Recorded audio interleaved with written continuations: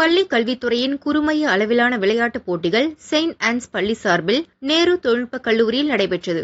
மாணவியர் பிரிவு கோகோ போட்டியில் 20க்கும் மேற்பட்ட பள்ளி அணிகள் பங்கேற்றன. 14 வயது பிரிவில் BMG பள்ளி முதலிடமும், குளோபல் பாத்வே பள்ளி 2ஆம் இடமும் பிடித்தன. 17 வயது பிரிவில் BMG பள்ளி முதலிடம், மலுமிச்சம்பட்டி அரசு பள்ளி அணி 2ஆம் இடம் பெற்றது. அதேபோல் 19 வயது பிரிவில் LG பள்ளி அணி முதலிடமும், வெள்ளலூர் நிர்மலா மாதா பள்ளி 2ஆம் இடமும் பிடித்தன. ஒவ்வொரு பிரிவிலும் முதலிடம் பிடித்த அணிகள் மாவட்ட அளவிலான போட்டிக்கு தகுதி பெற்றன.